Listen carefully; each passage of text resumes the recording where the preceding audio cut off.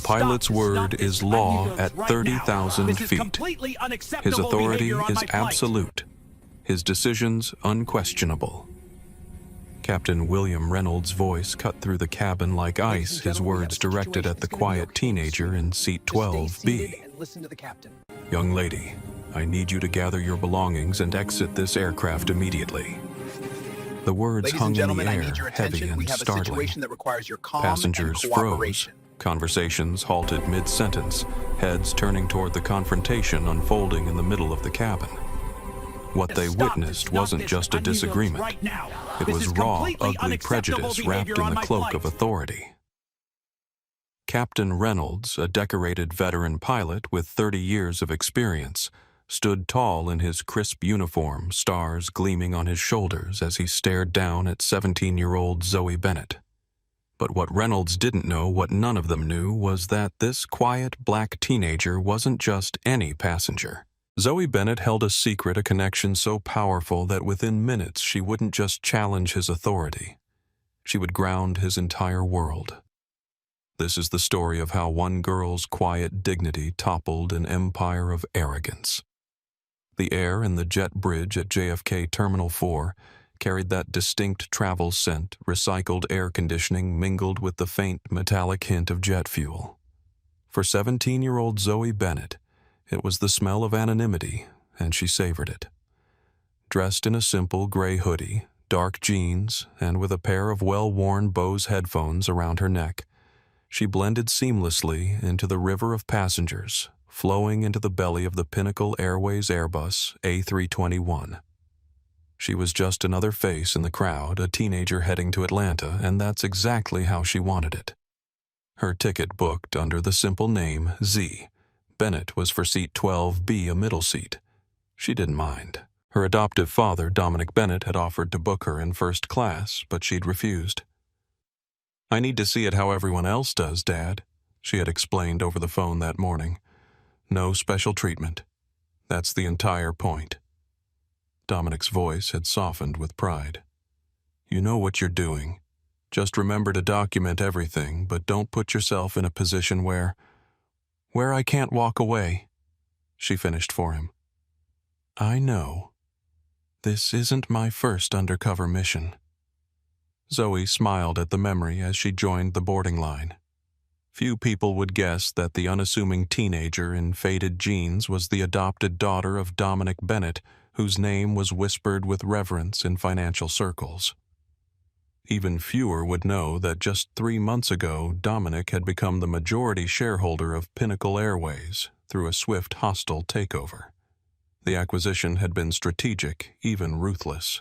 Dominic had seen a legacy airline rotting from within. Inefficiency was just the beginning.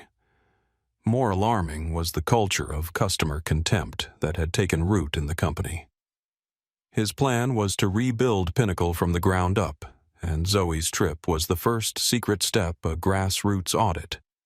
She was his eyes and ears tasked with observing everything from the cleanliness of the lavatories to the morale of the flight crew. As Zoe found her row, she gave a small, polite smile to the woman by the window and the man on the aisle sliding past them to her designated spot. She buckled her seatbelt, pulled out a paperback novel, and settled in.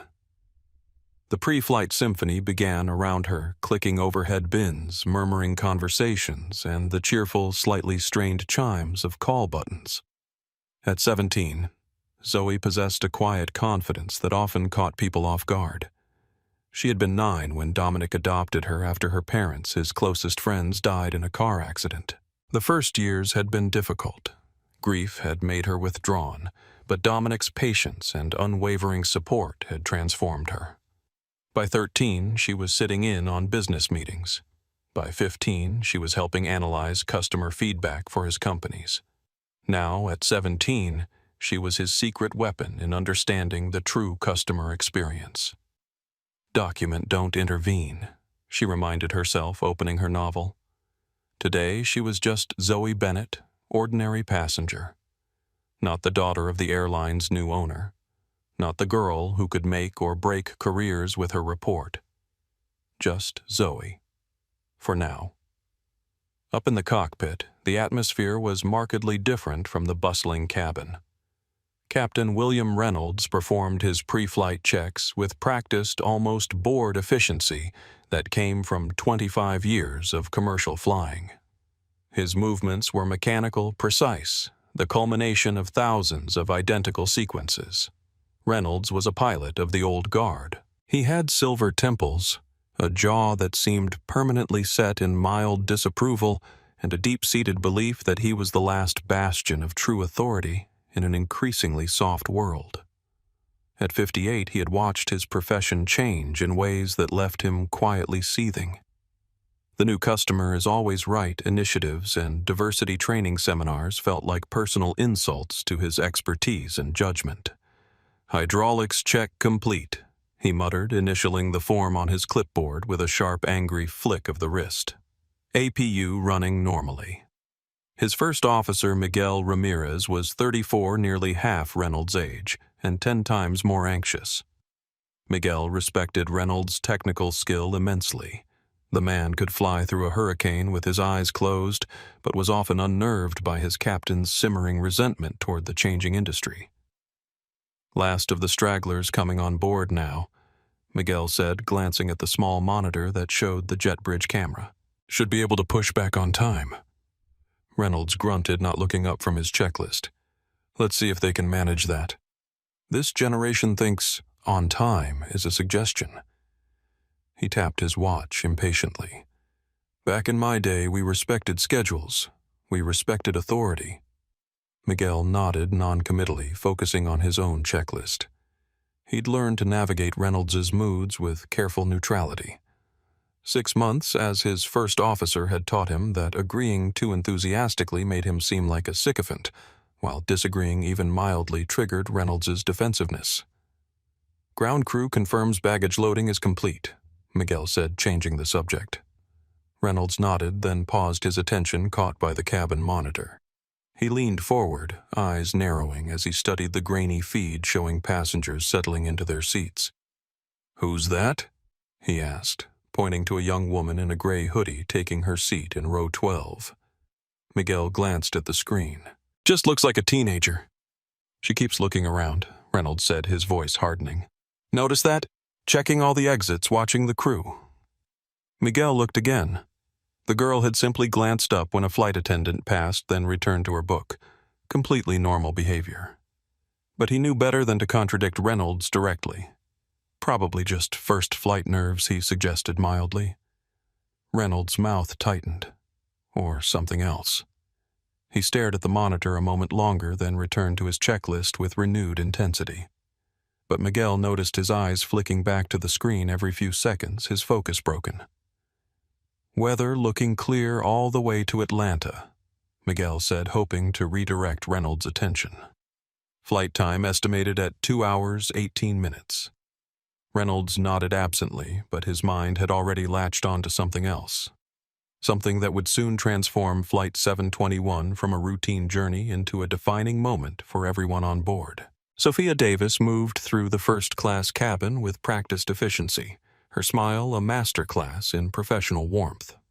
As the lead flight attendant, she'd been with Pinnacle Airways for nearly 12 years and had developed a sixth sense for flight dynamics, not just the mechanical kind, but the human kind. Today's energy felt off. She couldn't quite place it, but something in the pre-departure rhythm wasn't right. Maybe it was Captain Reynolds.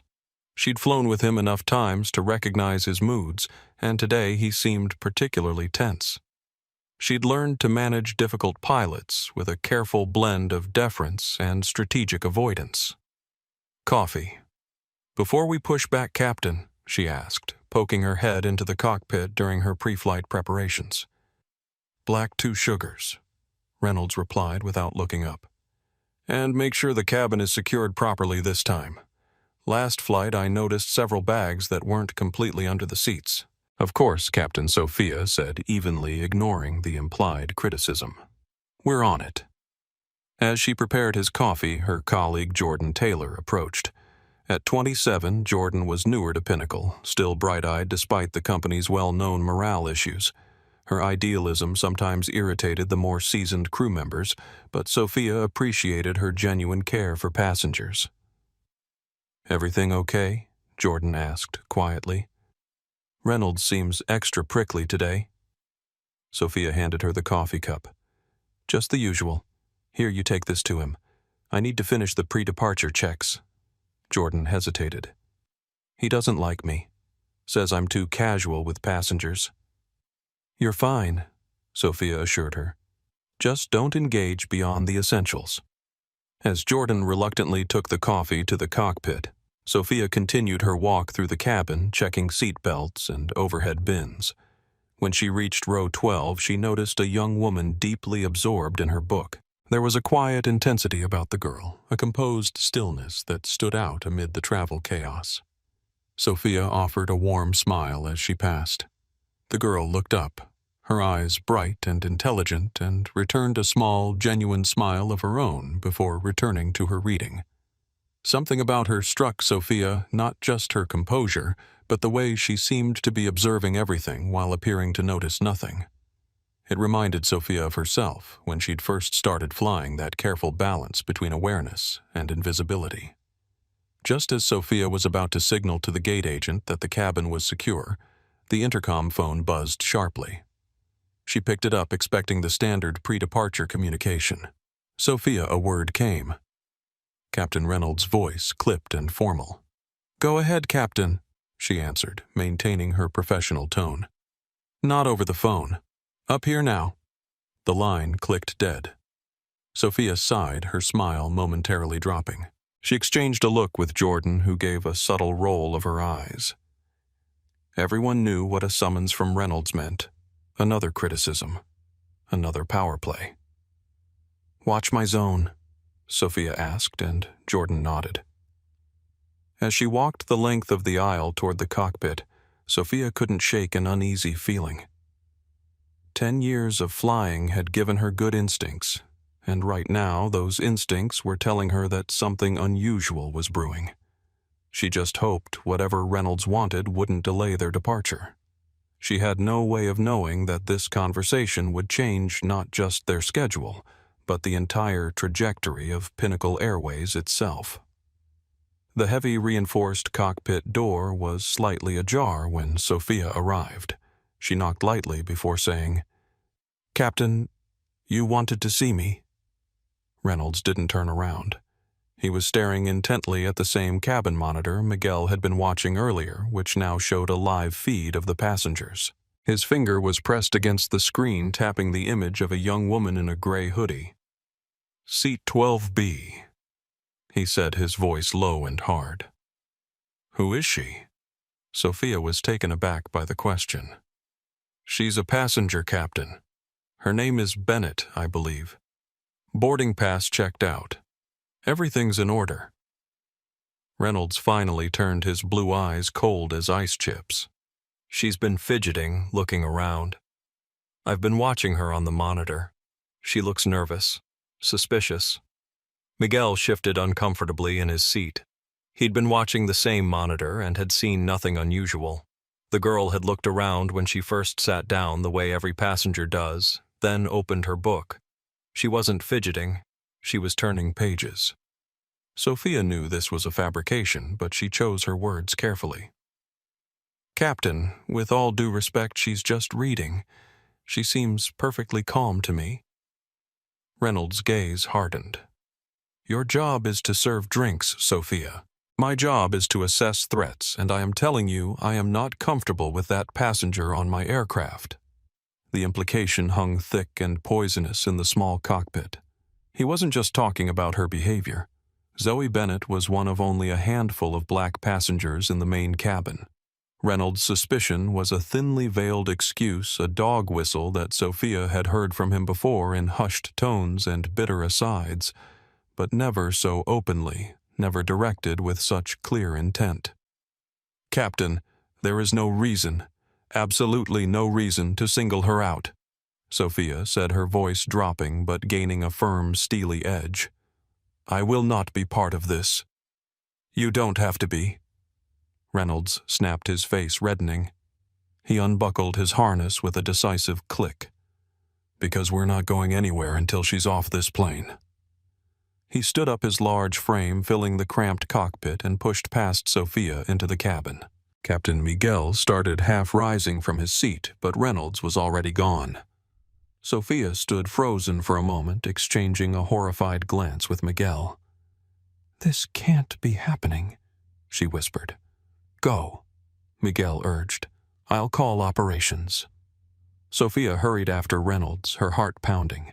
She had witnessed subtle discrimination before, seat reassignments that didn't make sense, extra scrutiny for certain passengers, but never something this blatant, this public.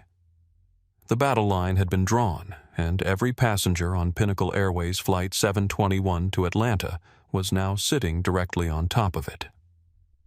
Zoe Bennett looked up from her book, a flicker of confusion in her eyes, as the imposing figure of the captain stopped directly in front of her row. The quiet anonymity she had cherished was about to be violently shattered. The cabin, which had been buzzing with the low hum of pre-departure anticipation, fell into a confused silence. A pilot emerging from the cockpit before takeoff wasn't unusual, but one who did so with a face like a thundercloud marching down the aisle with grim purpose was a signal that something was wrong. Captain Reynolds stopped at row 12, his polished black shoes almost touching the aisle passengers' feet. He ignored the two travelers on either side of Zoe, his focus locked solely on her. His shadow fell across the pages of her novel. "Miss," he said, the word laced with a condescending bite, usually reserved for scolding a child. "I need to speak with you." Zoe closed her book, slowly marking her page with deliberate care. "Yes, Captain." Her voice was steady, her expression neutral. "There's been a security concern," Reynolds announced loud enough for nearby rows to hear. "I need you to gather your belongings and come with me." Zoe didn't move. What security concern? Sir Reynolds' jaw tightened. "That's not for discussion in the cabin. Please come with me now." Passengers around them began to shift uncomfortably. The man in the aisle seat next to Zoe, a businessman in his 50s, looked between them with growing concern. "Is there a problem with her ticket?" he asked, his voice carrying a hint of protective challenge. Reynolds ignored him, his gaze fixed on Zoe. "Last chance, miss. Comply or I'll have security remove you." Sophia arrived behind him, her face professionally composed but her eyes flashing with barely contained anger. "Captain, perhaps we should discuss this privately first." "This is not your concern," Ms. Davis Reynolds said without looking at her. "Security protocol is my responsibility."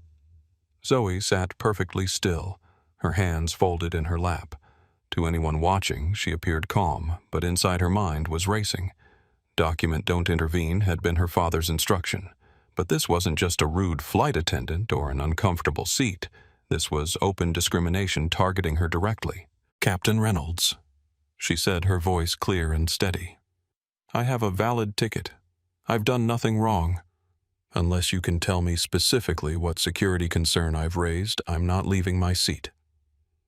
The passengers nearby had gone completely silent, all eyes on the confrontation. Someone a few rows back had taken out their phone and was quietly recording. Reynolds leaned closer, lowering his voice to a threatening whisper that still carried to those nearby. "Listen, young lady. I don't know what your game is, but I've been flying planes since before you were born. I can spot trouble, and you are trouble." The naked prejudice in his tone made Zoe's stomach clench, but her expression remained unchanged. She'd been prepared for poor service, for subtle biases her father had warned her they existed at Pinnacle, but not for this open hostility from the captain himself. "My game," she replied evenly, "is traveling to Atlanta to visit my grandmother. That's all." Captain Sophia interjected more firmly.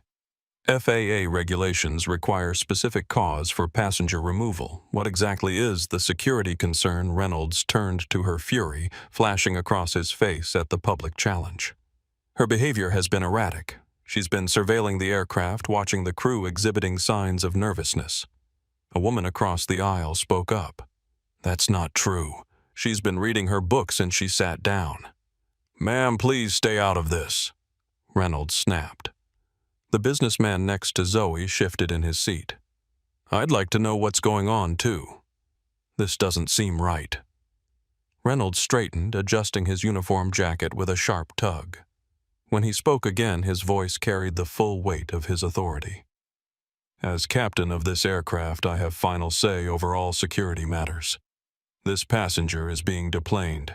That's final." Zoe took a deep breath, carefully weighing her options. She could identify herself as Dominic Bennett's daughter, which would end this immediately. But that would compromise the entire purpose of her undercover audit. Or she could allow herself to be removed, documenting everything for her father's later action. But a third option crystallized in her mind as she looked at the concerned faces around her. This moment wasn't just about her anymore. It was about everyone who had ever faced this kind of treatment without having a powerful father to fight their battles. "No," she said simply. "I will not be leaving this flight." The single word "no" hung in the air like a thunderclap. Captain Reynolds blinked momentarily, thrown by Zoe's calm defiance. Passengers exchanged glances, tension crackling through the cabin. In row 3, an older man with silver-rimmed glasses leaned forward, watching the scene unfold with growing concern. Reynolds recovered quickly, his face hardening. "This isn't a negotiation. Security will remove you if necessary." Sophia stepped closer, positioning herself slightly between Reynolds and Zoe. "Captain, I must respectfully disagree with your assessment. I've been observing this passenger and there's absolutely no security concern here." The public challenge from his lead flight attendant clearly infuriated Reynolds. But before he could respond, the older man from row 3 stood up. He was tall, distinguished with a gentle but authoritative presence.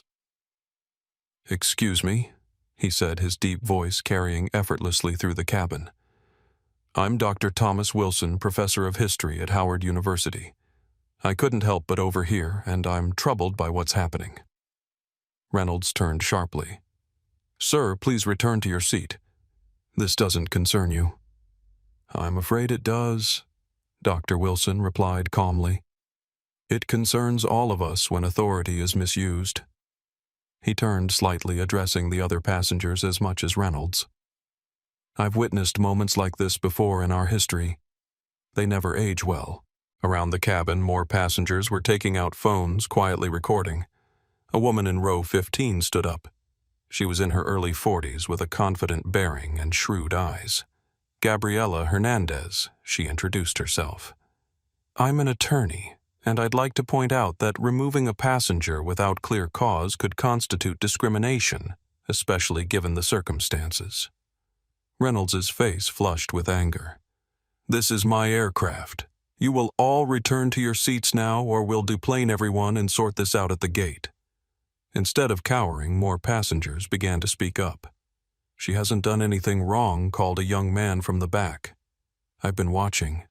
She's just been reading," added a woman nearby. Zoe remained seated, outwardly calm. Under her tray table, hidden from view, she sent a text to her father. "It's happening. Exactly as you predicted. Captain Reynolds' discrimination targeting me directly." Reynolds' eyes darted around the cabin, clearly not expecting this level of passenger resistance. His authority, something he'd wielded unquestioned for decades, was being challenged by ordinary people with nothing more than their sense of justice. "This is a security matter," he insisted, his voice rising. "I am the captain. This is my aircraft. I make the final decision about who flies." From the cockpit doorway, Miguel appeared, having heard the commotion. His face paled as he took in the scene. This was rapidly spiraling beyond a minor incident into something that could end careers, including his own, if he didn't act. "Captain, he called operations is on the line. They need to speak with you." Reynolds ignored him, focusing instead on Zoe with renewed intensity. "Last chance. Gather your belongings and leave quietly." Dr. Wilson moved into the aisle, not confrontational but firmly present. "Young lady," he said to Zoe, "you don't have to go anywhere. Your ticket is valid and you've broken no rules." "Sir, "I'm warning you," Reynolds began, but Wilson cut him off with a raised hand. "I've seen this story play out before, Captain. In Montgomery. In Greensboro. The ending never favors those who try to exclude."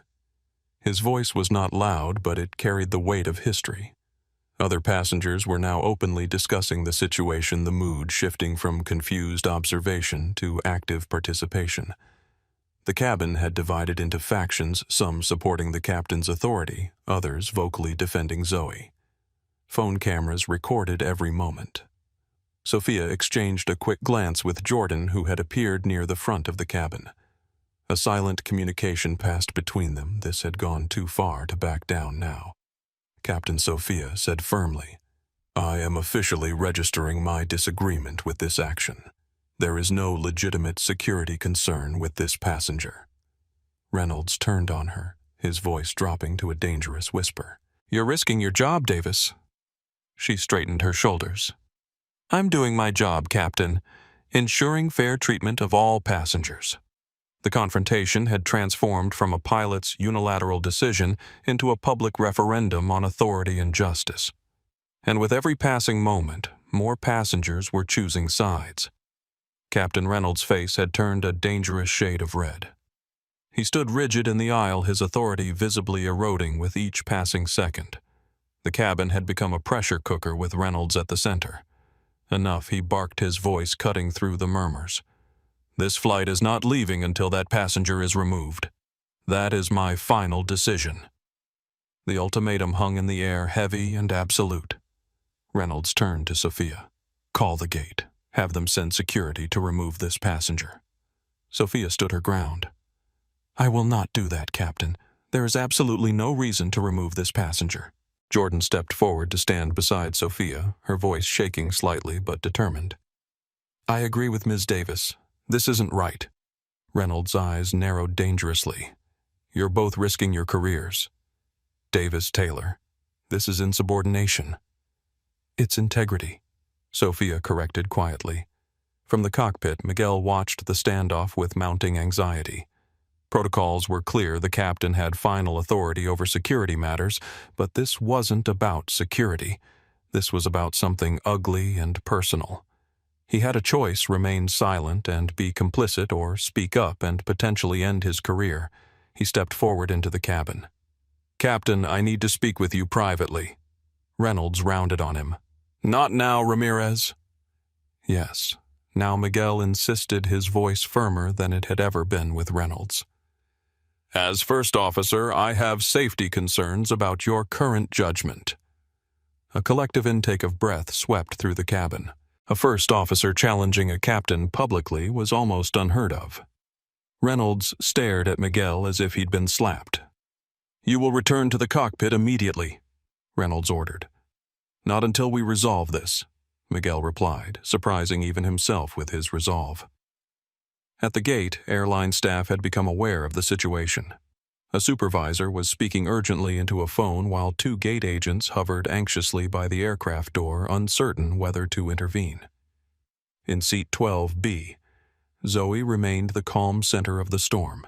She hadn't raised her voice or made a scene. She had simply refused to accept injustice, and that refusal had catalyzed something powerful around her. Reynolds, sensing his control slipping away completely, made his most dangerous play. "Fine," he announced loudly. "If security won't remove her, I'll do it myself." He reached for Zoe's arm. The reaction was immediate. The businessman in the aisle seat shot to his feet, blocking Reynolds. "Don't touch her, doctor." Wilson moved swiftly down the aisle.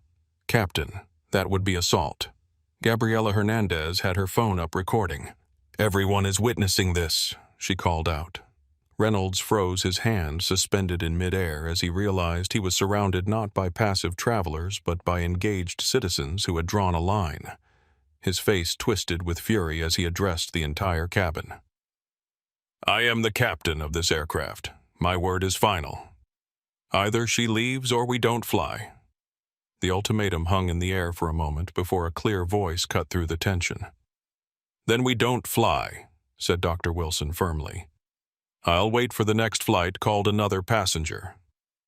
"Me too," echoed several others. A remarkable thing was happening. Passengers were choosing justice over convenience, solidarity over schedules. The quiet girl in 12B had become a symbol of something larger than herself, and ordinary people were taking extraordinary stands. Reynolds looked around wildly, his authority evaporating before his eyes. In a last desperate attempt to regain control, he uttered the words that would ultimately seal his fate. "I am God on this plane. What I say goes, and I say she goes now."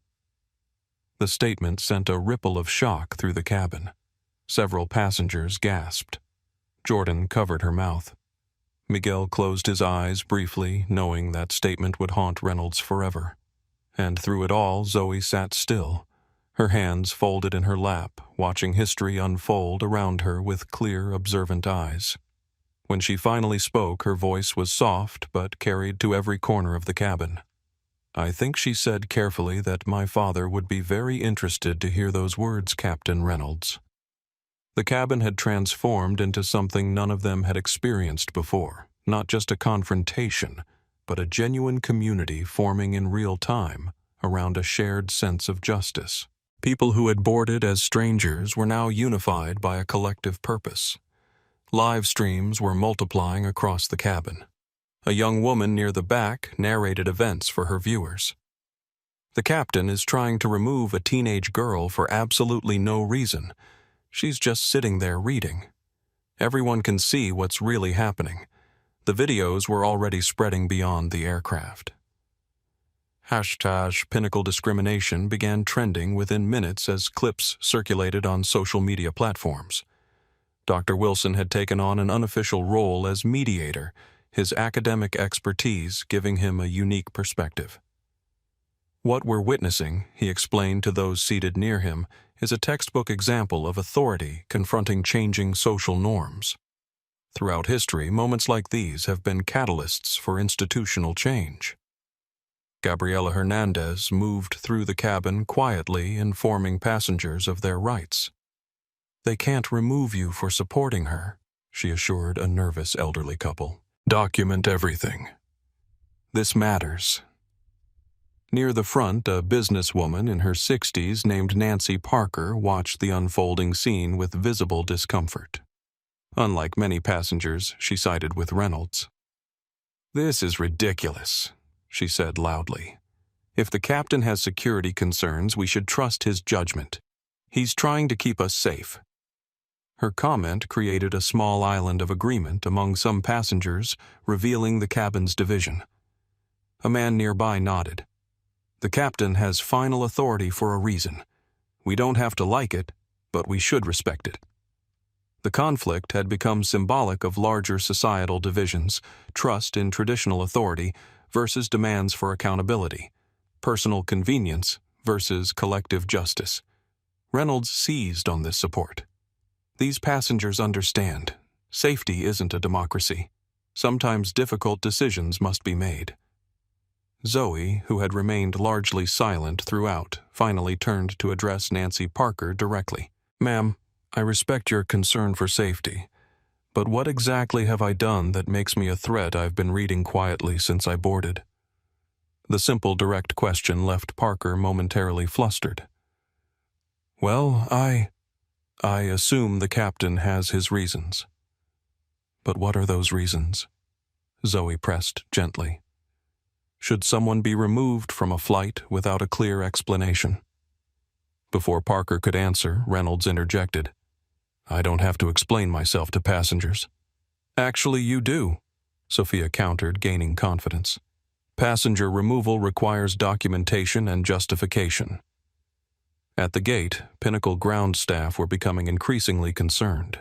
The delayed departure was creating a ripple effect throughout the system, and the social media explosion was reaching alarming proportions. The station manager was on the phone with corporate headquarters, desperately seeking guidance. Inside the plane, the atmosphere continued to intensify. More passengers had left their seats, forming loose clusters of conversation throughout the cabin. What had begun as one man's prejudice had evolved into a spontaneous forum on rights, respect, and responsibility. Miguel approached Reynolds, speaking quietly but firmly. "Captain, this has gone too far. We need to de-escalate. Reynolds rounded on him. Whose side are you on? Ramirez Miguel stood his ground. I'm on the side of doing our job professionally. This isn't professional. In seat 12B, Zoe received a text message. She glanced down at her phone, and for the first time since the confrontation began, a small smile touched her lips. What's so funny? Reynolds demanded, noticing her expression. Nothing funny, Captain Zoe replied calmly. Just confirmation that help is on the way. Reynolds' eyes narrowed suspiciously. What does that mean? Who are you texting? Before she could answer, Gabriela Hernandez called out from the back. Captain Reynolds, you should know that my law firm represents several civil rights organizations. They're already being briefed on this situation. The pressure was mounting from all sides. Reynolds' face showed the first flickers of doubt as he realized the situation had escalated far beyond his control. But rather than backing down, he doubled down. Security! He shouted toward the aircraft door. I need security in here now. The aircraft door reopened, and a stocky man in a navy blue uniform stepped into the cabin. Anthony Whitfield, head of security at JFK Terminal 4, surveyed the scene with the measured calm of someone who had handled countless difficult situations. What's the situation, Captain? He asked Reynolds, his voice neutral but authoritative. Reynolds pointed at Zoe. This passenger needs to be removed. Security concern. Anthony glanced at Zoe, then back at Reynolds. What's the specific concern, Captain? Suspicious behavior. Watching crew movements, surveilling exits. I don't feel comfortable with her on my aircraft. Anthony nodded thoughtfully, then asked, Has she made any threatening statements or actions? She's refusing to comply with my orders, Reynolds replied, frustration evident in his voice. That's enough. Sophia stepped forward. Mr. Whitfield, I'm the lead flight attendant. I've been observing this passenger since boarding, and there has been absolutely no suspicious behavior. She's been reading quietly. This request for removal has no legitimate basis. Anthony's expression remained professional, but his eyes sharpened.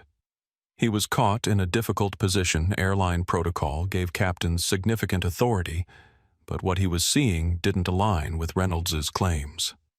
Young lady, he addressed Zoe directly. Have you been asked why you're being removed? No, sir, Zoe replied. Captain Reynolds simply said I was a security concern without explanation. Dr. Wilson joined the conversation. Sir, dozens of us have been watching. This young woman has done nothing wrong. Anthony took a moment to assess the cabin, the standing passengers, the recording phones, the palpable tension. He'd been in security long enough to recognize when a situation had crossed a critical threshold, and this one clearly had. Captain, he said carefully, I'm not comfortable removing a passenger without clear cause, especially given the circumstances. Reynolds' face darkened. Are you refusing to do your job? I'm doing my job properly, Anthony corrected. Passenger removal requires documented cause. As they argued, multiple passengers had formed a protective circle around Zoe. It wasn't planned or coordinated. It was instinctive, a human wall of conscience. We're not letting you take her, said the businessman from the aisle seat firmly. You'll have to remove all of us, added a woman from across the aisle. The standoff had reached its breaking point. Reynolds, sensing his authority crumbling completely, made one final desperate play. He addressed the entire cabin, his voice rising to a near shout. Anyone interfering with crew instructions is violating federal law. All of you could be arrested. The threat hung in the air for a moment before Gabriela Hernandez responded coolly. Unlawful instructions aren't protected, Captain. We all know what's happening here.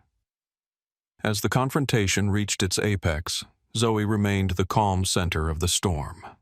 Outwardly composed, she was experiencing a complex mix of emotions, anger at the injustice, pride in the passengers standing up for her, and a deep sadness that such bigotry still existed. She thought back to conversations with her father, lessons he'd taught her about navigating a world that wouldn't always see her worth.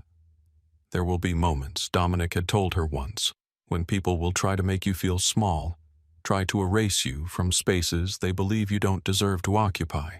In those moments, remember who you are. Not just my daughter, but a human being worthy of dignity. Your power isn't in shouting louder, but in standing firmer. Back in the present, Reynolds was issuing his final ultimatum to Anthony Whitfield. Remove her now, or I'll call your supervisor and have you removed too. Anthony straightened, making his decision. Captain Reynolds, I cannot in good conscience remove this passenger without valid cause. If you insist on this course of action, I'll need to escalate to my supervisor and airline management. The words were barely out of his mouth when a commotion at the aircraft door drew everyone's attention. A man in a tailored suit had appeared, flanked by two Pinnacle Airlines representatives in corporate attire. The energy in the cabin shifted instantly. Even before he spoke, there was something in the man's bearing, a quiet, absolute confidence that commanded attention. Reynolds turned irritation clear on his face at yet another interruption. "Who are you?" he demanded. "This is a secure area." The man stepped forward, his gaze moving from Reynolds to Zoe and back again.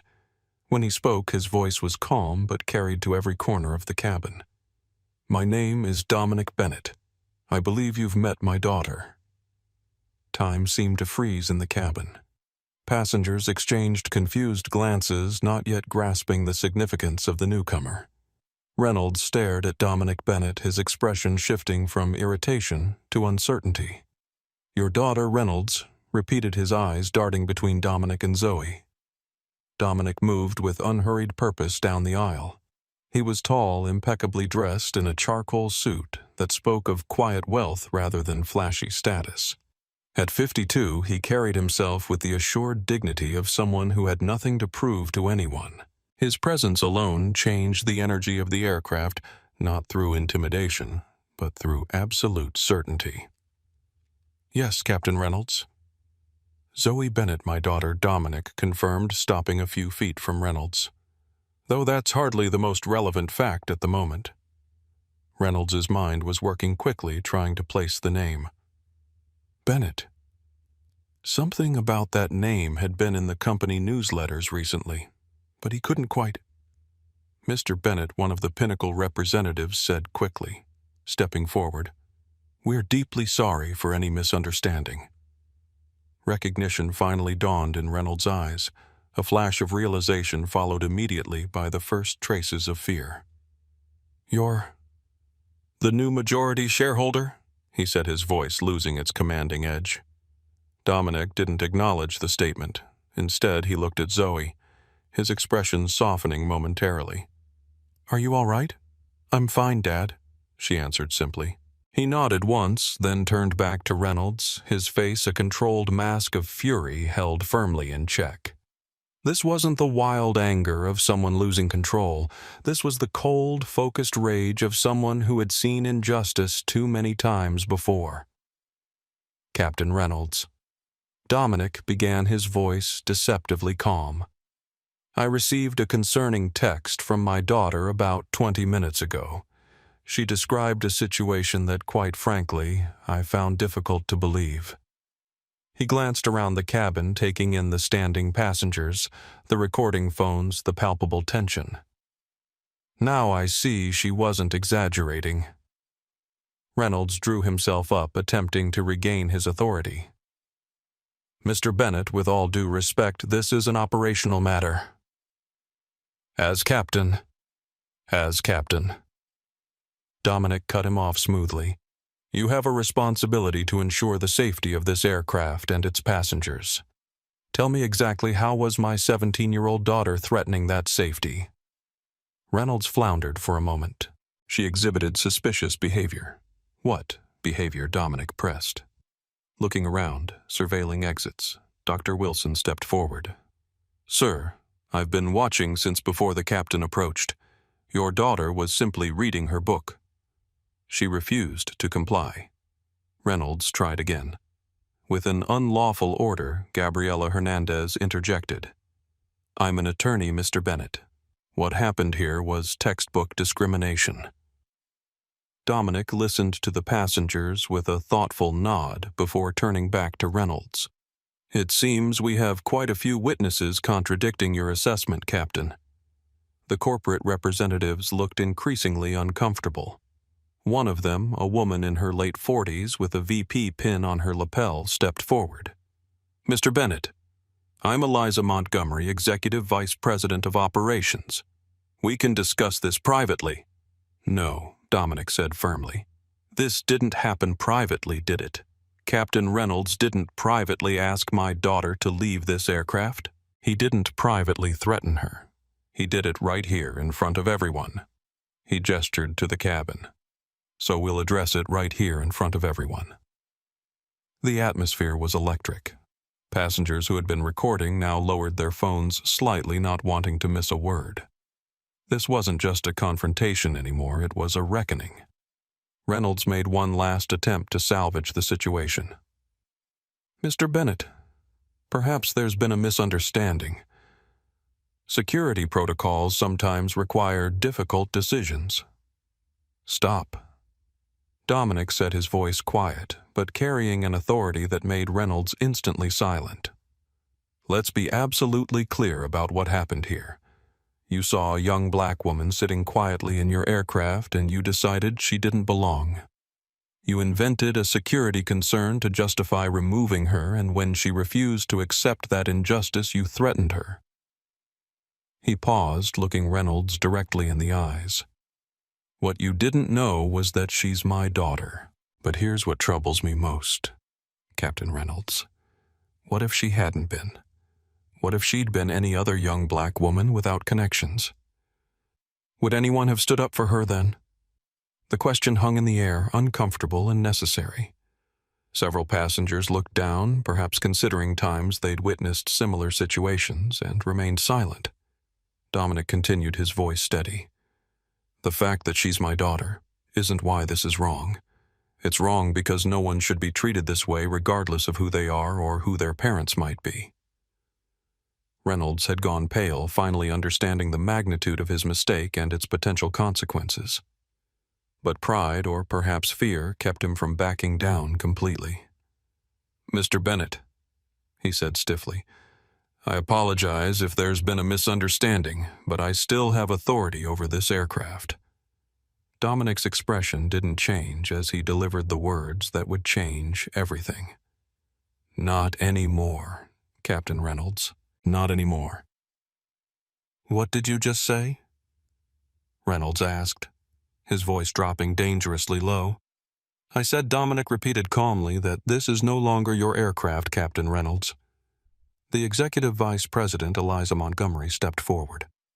"Mr. Bennett, while I understand your concern, there are protocols I'm familiar with." "The protocols," Ms. Montgomery Dominic interrupted smoothly. "As majority shareholder and acting chairman of the board, I'm invoking emergency powers under Section 5.3 of the company charter, which allows for immediate removal of any staff member whose actions threaten the company's integrity or safety." He turned back to Reynolds. "Captain Reynolds, you are relieved of duty, effective immediately." The legal precision of Dominic's statement made it clear this wasn't an emotional reaction. He knew exactly what he was doing and had the authority to do it. Reynolds' face flushed with anger and disbelief. "You can't do that. You can't just walk onto an aircraft and remove a captain." "Actually, he can," Eliza confirmed reluctantly, the color draining from her face. "Mr. Bennett does have that authority." Reynolds looked around wildly as if searching for allies, but found only the silent stares of passengers and crew. His world was collapsing around him in real time. "This is ridiculous," he sputtered. "One little inconvenience to your daughter, and you're abusing your power." "This is not about inconvenience," Captain Dominic said, his voice hardening for the first time. "This is about discrimination. This is about abuse of authority. This is about the culture of this airline that allowed you to believe you could behave this way without consequences." Dominic turned to Miguel, who had been standing nearby. First Officer Ramirez, correct? Miguel straightened. Yes, sir.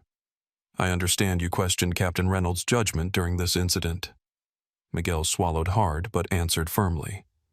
Yes, sir. I did. Dominic nodded approvingly. You're now acting captain for this flight. Can you safely operate this aircraft to Atlanta? Miguel's eyes widened slightly, but he recovered quickly.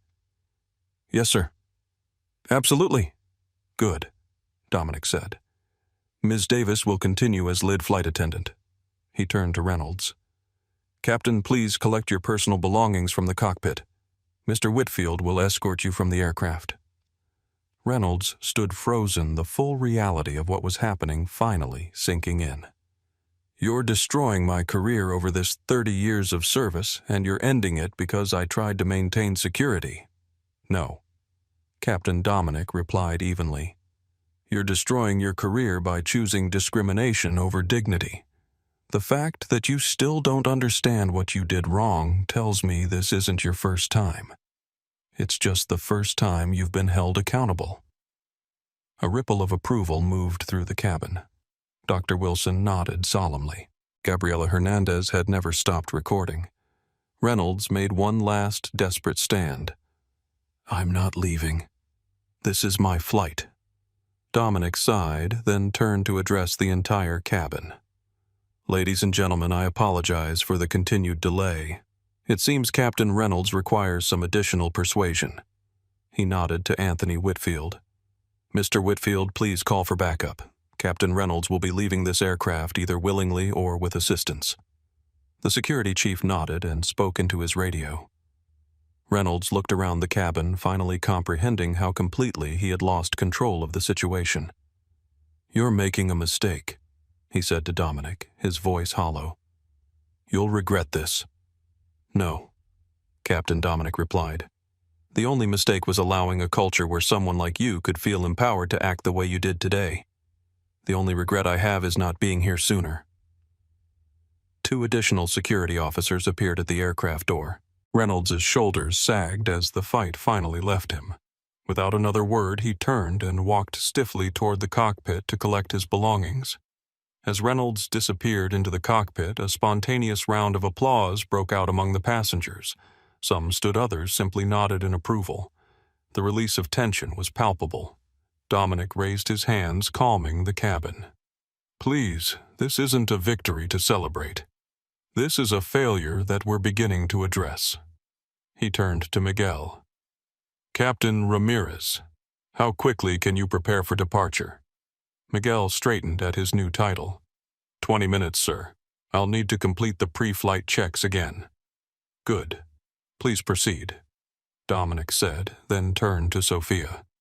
Ms. Davis, please ensure the cabin is ready for departure as soon as possible. Both nodded and moved to their duties with renewed purpose. The confrontation was over, but its impact was just beginning to ripple outward.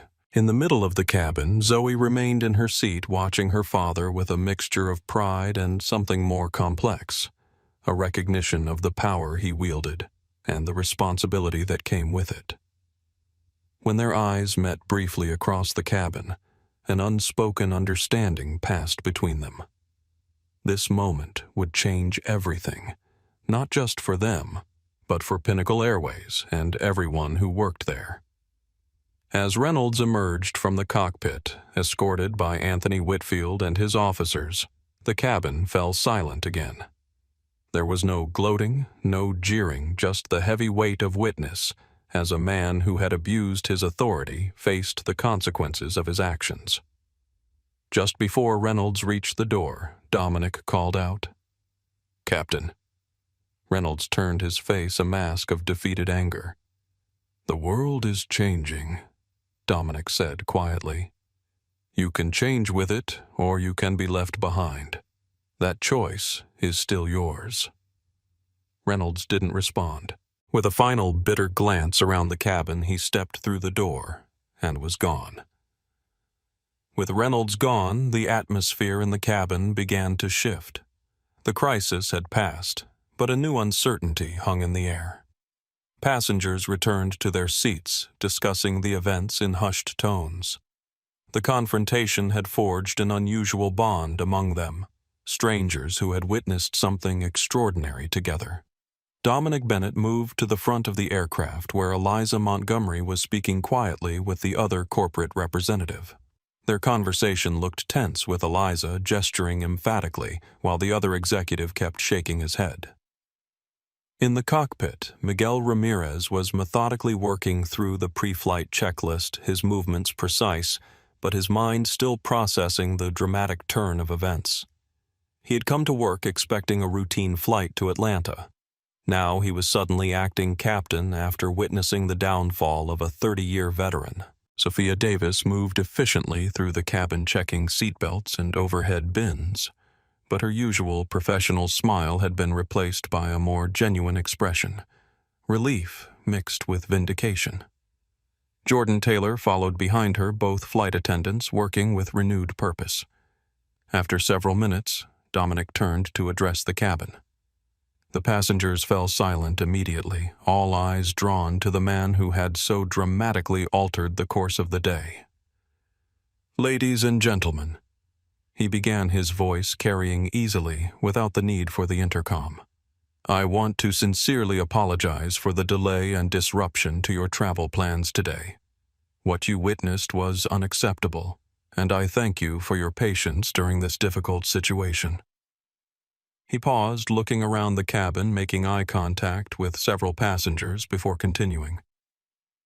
"My name is Dominic Bennett. 3 months ago, I became the majority shareholder of Pinnacle Airways. What you may not know is why I chose to invest in this airline." His expression grew more serious. Pinnacle was once known for excellence, for treating passengers with dignity and respect. But in recent years, something changed. A culture developed that allowed incidents like what you witnessed today, not just one rogue employee, but a pattern of behavior that had become normalized. From her seat in 12B, Zoe watched her father with quiet pride. This wasn't just about defending his daughter. This was about the vision he had shared with her from the beginning, transforming Pinnacle back into an airline where everyone was treated with dignity.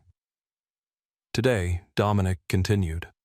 "My daughter Zoe was conducting what we call a passenger experience audit, traveling anonymously to experience Pinnacle as ordinary customers do. What happened to her happens to countless travelers every day, people judged not by their actions, but by their appearance. The difference is that today there were consequences." Dr. Wilson nodded solemnly. "It's about time," he murmured, just loud enough for those nearby to hear.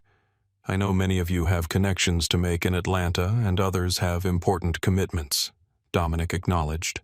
"Captain Ramirez is preparing the aircraft for departure, and we should be underway shortly." He paused, and the cabin sensed he was approaching his most important point. "However, before we continue, I need to share a decision I've made, one that will affect not just this flight, but every Pinnacle Airways flight worldwide." The cabin grew even quieter, passengers leaning forward slightly. Effective immediately, Dominic announced, his voice firm and resolute. "All Pinnacle Airways flights are grounded." Gasps rippled through the cabin. Eliza Montgomery closed her eyes briefly, her worst fears confirmed. "This isn't just about one incident or one captain," Dominic explained, holding up his hands to quiet the growing murmurs. "This is about addressing a broken culture from the ground up. Every aircraft, every route, every flight grounded until we can implement immediate reforms to ensure that what happened here today never happens again." The magnitude of the decision was staggering. Pinnacle operated hundreds of flights daily across multiple continents. Grounding the entire airline was unprecedented. A financial and logistical earthquake. Mr. Bennett called out a businessman from the front row.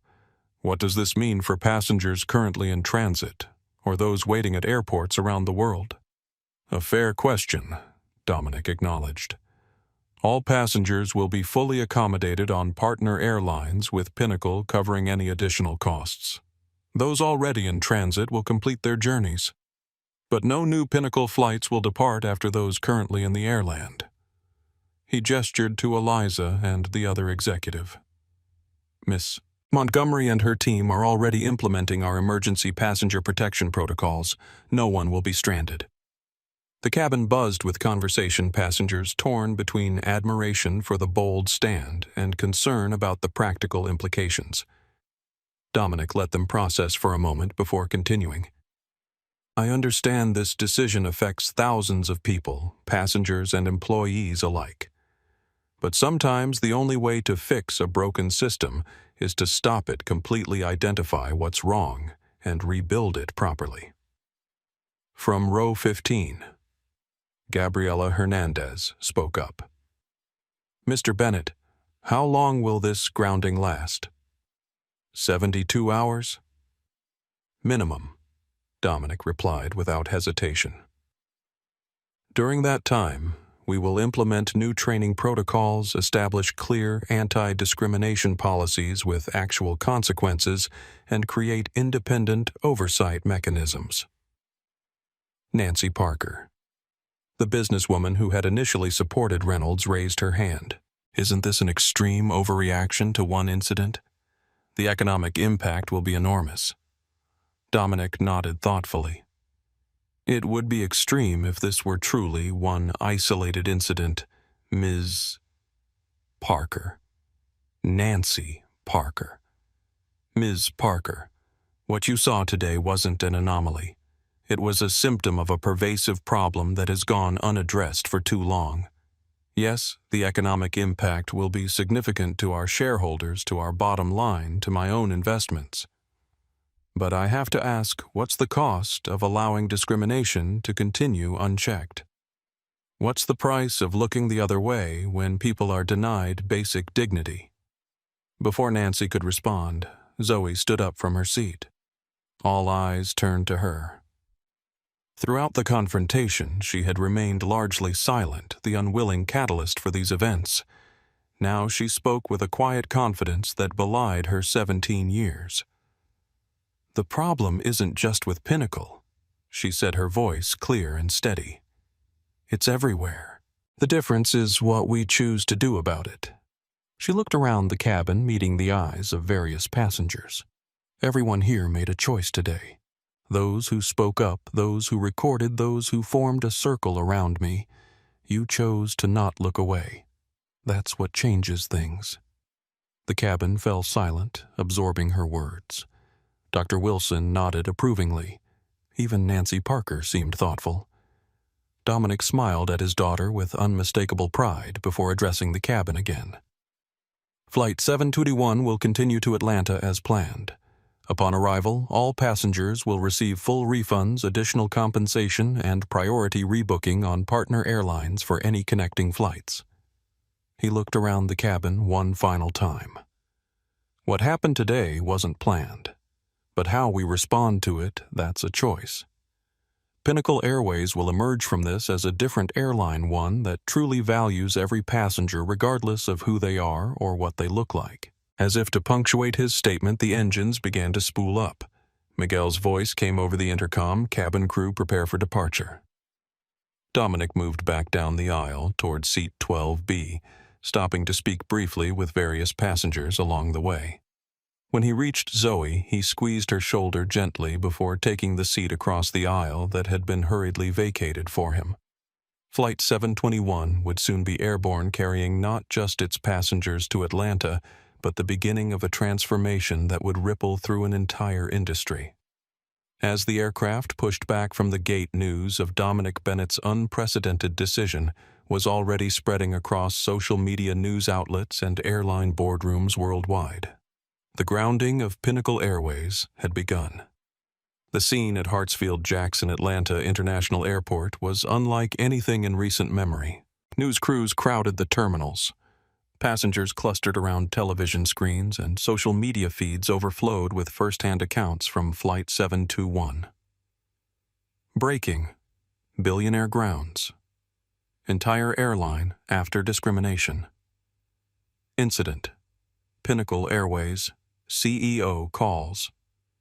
Emergency board meeting. Amid fleet-wide grounding. Captain removed mid-flight after attempting to eject black teenager. As Flight 721 taxied to the gate, passengers could see the media frenzy waiting for them through the small oval windows. Some prepared to share their stories. Others simply wanted to disappear into anonymity. Dominic leaned across the aisle toward Zoe. "Are you ready for this?" he asked quietly. She nodded, her expression determined. "We knew something might happen during the audit. Just not quite this dramatic. You have a choice," he reminded her. "You can exit through the private terminal. No cameras, no questions." Zoe considered this for a moment before shaking her head. "No. I need to be seen." "That's the whole point, isn't it? Visibility matters." Dominic smiled with quiet pride. "Whatever you decide, I'll support you." As the aircraft door opened, Sophia Davis approached them. "Mr. Bennett, Ms. Bennett, we've arranged for you to deplane first if you wish." "Thank you, Ms. Davis," Dominic replied. "But I think we'll exit with the other passengers. No special treatment." Sophia nodded, understanding the symbolism of the choice. "It's been an honor to meet you both, despite the circumstances." As passengers began gathering their belongings, many stopped to speak with Zoe and Dominic, offering support, sharing contact information, expressing gratitude for the stand they had taken. Dr. Wilson clasped Dominic's hand firmly. "What you did today wasn't just about one flight," the professor said. "It was about challenging a pattern that's persisted for far too long." Gabriela Hernandez handed Dominic her business card. "My firm would be honored to assist with implementing the new policies. Pro bono, of course." Meanwhile, across the country and around the world, the impact of Dominic's decision was already sending shockwaves through the aviation industry.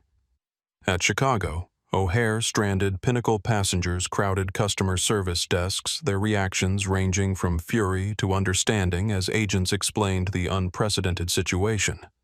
"So we're not flying because some pilot was racist," demanded one irritated businessman. "Sir, we're rebooking you on American Airlines," the agent replied calmly. "Your new departure time is in 90 minutes, and Pinnacle is covering all additional costs, plus providing a full refund and compensation." In Pinnacle's corporate headquarters, the emergency boardroom was chaos. Executives shouted over each other while financial analysts calculated the staggering costs of the grounding. The CEO, Francis Blackwell, a veteran aviation executive known for prioritizing profits over people, pounded the table in frustration. "He can't do this. Bennett has exceeded his authority." Eliza Montgomery, who had returned on the first available flight from New York, stood her ground. "Actually, he can. I've reviewed the company charter with legal. As majority shareholder and acting chairman, he has emergency powers in situations involving company-wide ethical breaches." "This is one incident," Blackwell shouted. "One captain on one flight." "It's not just one incident," Eliza countered, sliding a folder across the table. "These are complaints filed over the last 2 years, discrimination, profiling, selective enforcement of policies. All buried, all ignored." The board members exchanged uneasy glances as they reviewed the documents. "How did Bennett get these?" someone asked. Eliza straightened her shoulders. "I gave them to him. Someone had to." In a television studio in Atlanta, William Reynolds sat uncomfortably under the bright lights, his uniform replaced by a wrinkled suit, his confidence shattered. The interview wasn't going as he'd hoped. "Captain Reynolds, you've claimed this was about security, not race," the interviewer pressed. "But multiple witnesses, including the head of airport security, have stated there was no observable security concern. How do you respond to that?" Reynolds shifted in his seat. "My job is to assess potential threats. Sometimes that requires making difficult decisions based on instinct and experience. And in 30 years of flying, has your instinct ever led you to remove a white teenager for reading a book Reynolds' face flushed? This isn't fair. You're twisting the situation. We're simply asking questions based on eyewitness accounts and video evidence," the interviewer replied coolly, "including your statement captured on multiple recordings that you are God on this plane." Would you like to explain that remark?" As Reynolds fumbled for a response, the damage to his reputation deepened with every word. Back at the Atlanta airport, Zoe and Dominic finally emerged into the terminal, immediately surrounded by cameras and microphones. Dominic stepped slightly forward, instinctively shielding his daughter while addressing the press. "My daughter and I will make a full statement later today," he said firmly. "For now, I'll simply say this. What happened on Flight 721 reflects a broader problem not just at Pinnacle but throughout the industry. The grounding of our fleet isn't punitive, it's corrective. We're hitting pause to ensure we get this right." A reporter shouted over the others, "Mr. Bennett, industry analysts are calling this financial suicide. Pinnacle's stock has already dropped 17%. Dominic's expression didn't waver. Some things are more important than stock prices. Dignity is one of them. As they moved through the terminal, Dominic's phone buzzed continuously with messages from board members, executives, and industry leaders, some supportive, others furious, all recognizing that the landscape of commercial aviation had shifted dramatically in a matter of hours. Zoe walked beside her father, her head high despite the cameras. What had begun as a simple undercover audit had catalyzed something much larger than either of them had anticipated. But as she caught glimpses of the news coverage on terminal screens, showing images of Reynolds confronting her contrasted with Dominic's decisive intervention, she knew they had crossed a threshold from which there would be no turning back. The transformation of Pinnacle Airways had begun, and the world was watching. 3 days later, the grand ballroom of the Pinnacle Airways Training Center in Dallas was filled to capacity. Employees from all levels of the company, pilots, flight attendants, ground crew, administrative staff sat in rows, an air of nervous anticipation permeating the room. At precisely 10:00 a.m., Dominic Bennett walked onto the stage, accompanied by Sophia Davis, Miguel Ramirez, and several executives including Eliza Montgomery. "Good morning," Dominic began, his voice carrying clearly through the hushed room. "3 days ago, I made the difficult decision to ground our entire fleet. Today, I want to explain why that decision was necessary and, more importantly, where we go from here." He paused, looking out at the sea of faces before him. Many appeared apprehensive, some openly skeptical, a few nodding in support. What happened on Flight 721 wasn't an isolated incident. It was a symptom of a culture that had lost its way. A culture that allowed discrimination to go unchallenged, that prioritized authority over accountability, that forgot our fundamental purpose to serve all our passengers with dignity and respect. On large screens behind him, data from passenger complaints appeared, statistics that many in the room had never seen before, showing clear patterns of discriminatory treatment. These numbers tell a story. Dominic continued. A story of consistent bias that has been systematically ignored or buried. Today, that changes. He outlined the comprehensive reforms that had been developed during the 72-hour grounding. "First effective immediately, we're launching the Davis Initiative," Dominic announced, gesturing to Sophia, who stepped forward. Named after the flight attendant who had the courage to stand up to a captain when she witnessed discrimination. Sophia took the microphone, her usual professional composure momentarily giving way to emotion. "The Davis Initiative isn't just another training program. It's a complete reimagining of how we approach customer service and internal accountability." She outlined the program's core components: mandatory quarterly anti-discrimination training for all employees, a new independent oversight committee comprised of civil rights experts, passenger advocates, and industry professionals, and perhaps most revolutionary, a comprehensive system for reporting and addressing bias incidents with real consequences. No more burying complaints, Sophia emphasized. No more protecting those who abuse their authority, regardless of their position or tenure. When she finished, Miguel Ramirez took the stage. The young pilot, still adjusting to his sudden prominence in the company, spoke with newfound confidence. "As pilots, we're trained to prioritize safety above all else," he began. "But true safety isn't just about mechanical systems or weather conditions. It's about creating an environment where every passenger feels secure, respected, and valued. He announced a complete overhaul of Pinnacle's pilot training program with new emphasis on ethical decision-making, cultural sensitivity, and appropriate use of authority. Most significantly, he introduced a new peer accountability system that would allow any crew member to challenge potentially discriminatory actions without fear of retaliation.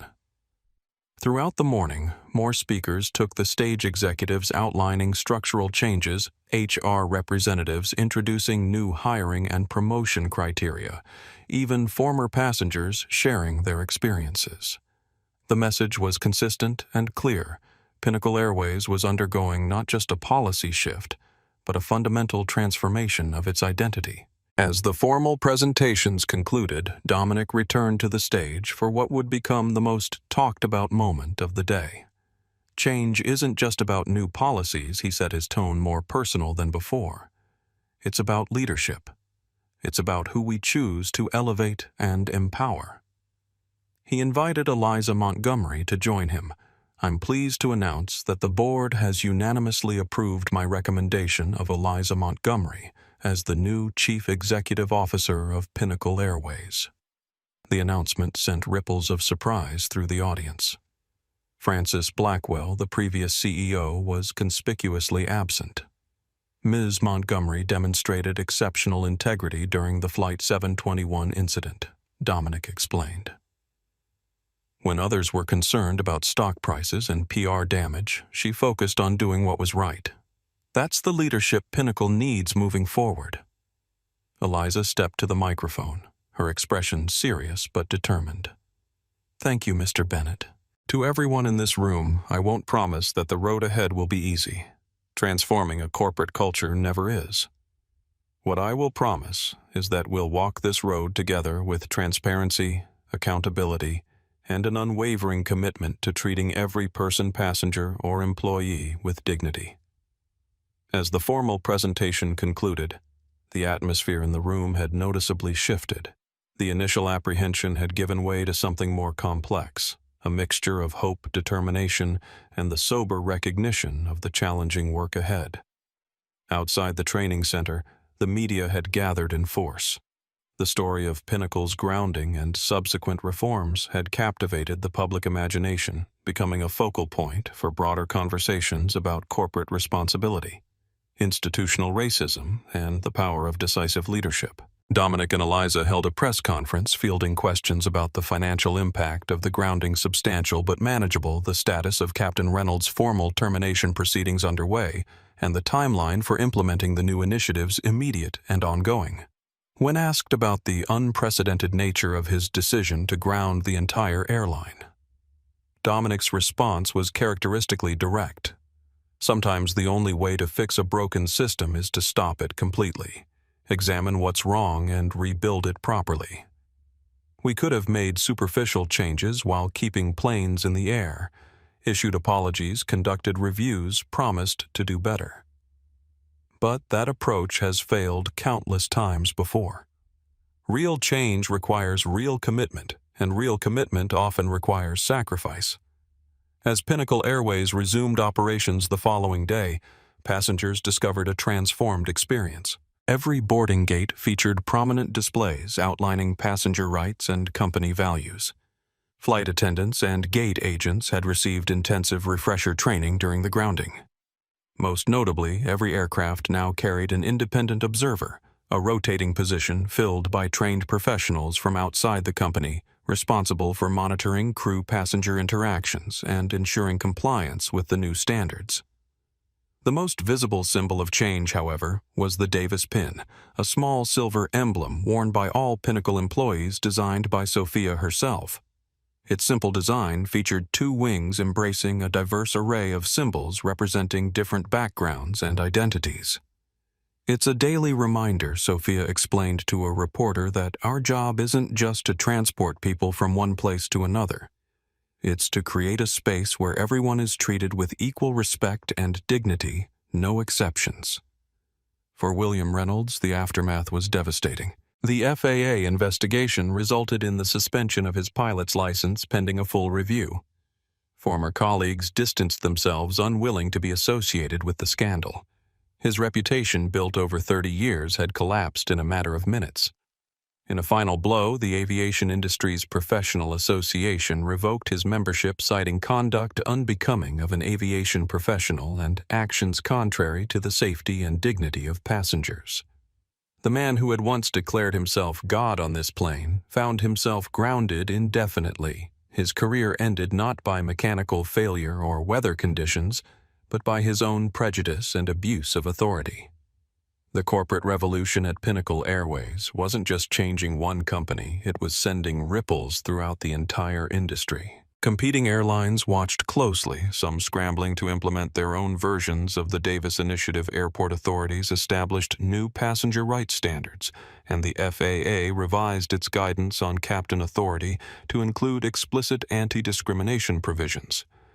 But perhaps the most meaningful change was evident in the everyday experiences of passengers, particularly those who had historically faced discrimination while traveling. The anxious calculations of how to dress, speak, and behave to avoid unwanted scrutiny had been replaced by the simple expectation of being treated with dignity, regardless of appearance or background. As Dominic left the headquarters building that evening, he paused to observe a Pinnacle aircraft lifting off from the nearby airport.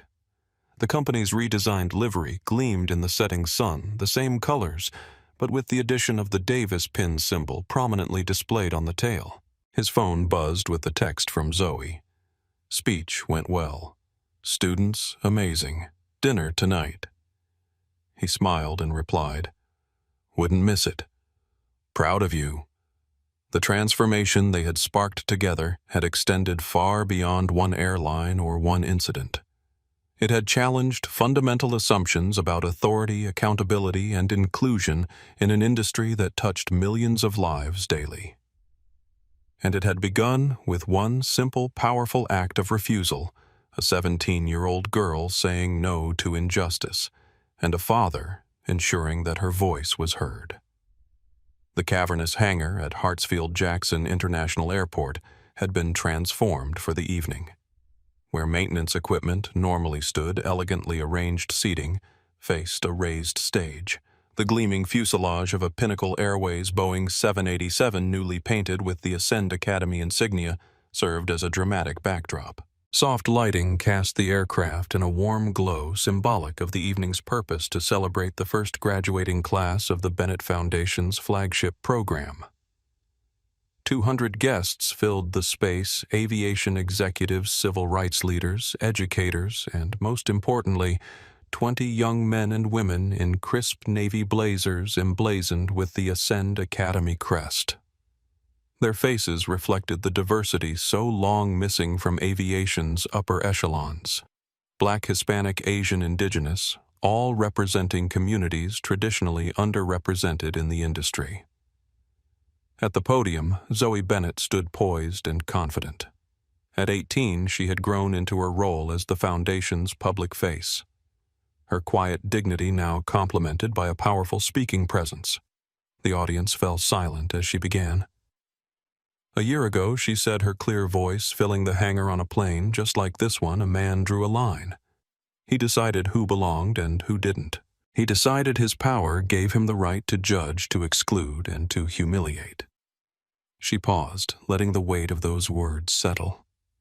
He thought he was defending his world.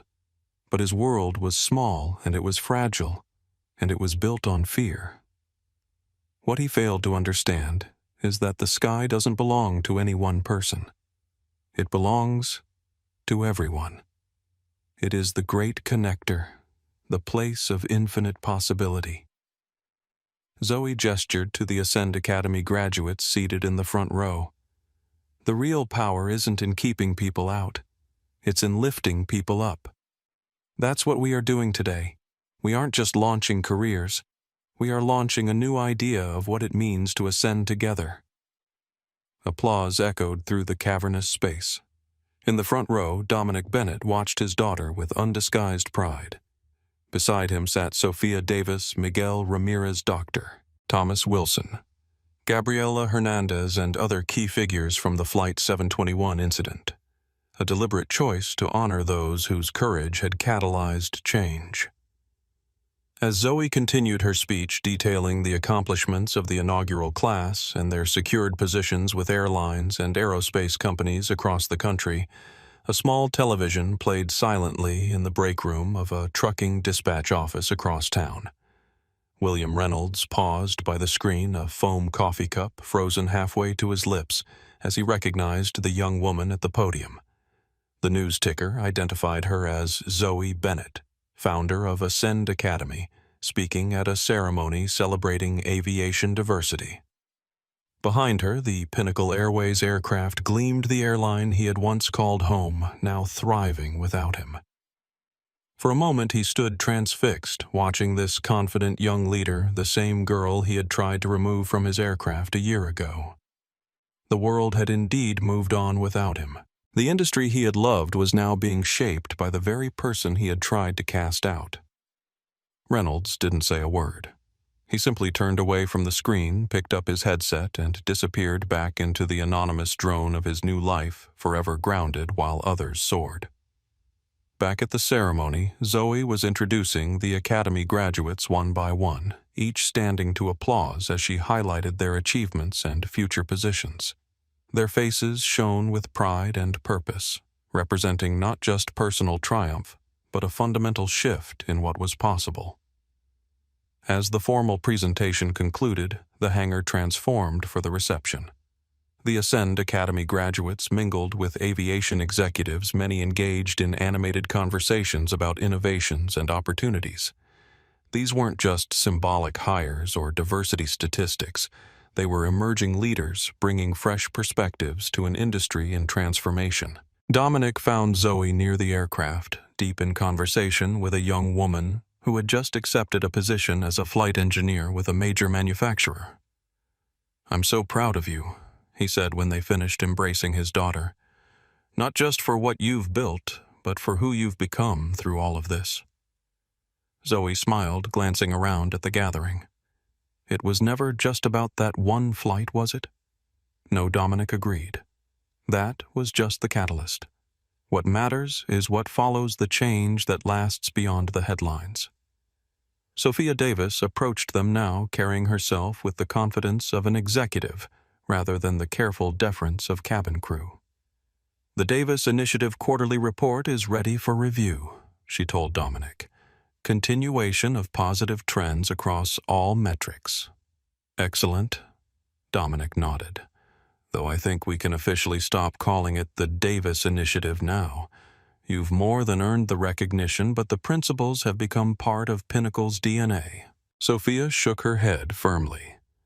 "The name stays, not for me, but as a reminder that speaking up matters, that one person refusing to participate in discrimination can change everything." Their conversation was interrupted by Miguel Ramirez, who approached with an industry publication in hand. "Have you seen this?" he asked, offering the magazine to Dominic.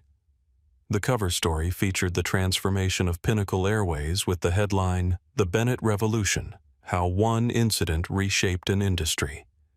Dominic skimmed the article with a thoughtful expression. "They're giving me too much credit.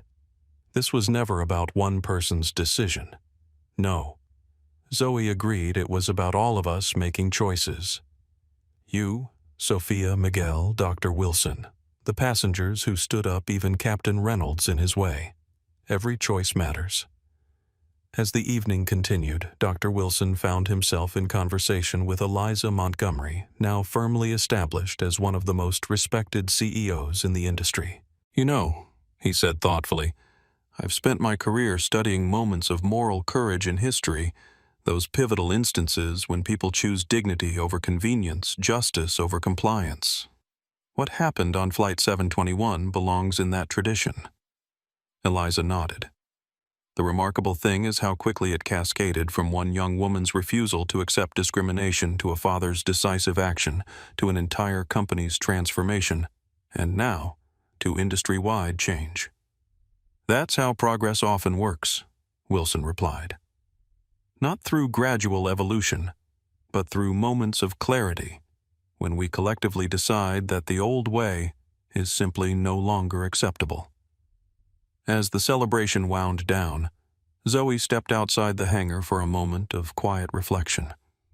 The night sky above was clear and star-filled aircraft lights tracing paths across the darkness. She thought about her journey over the past year, from the quiet, observant girl in seat 12B to the founder of a program changing lives and transforming an industry. The incident on Flight 721 had never been just about her, or even just about Pinnacle Airways.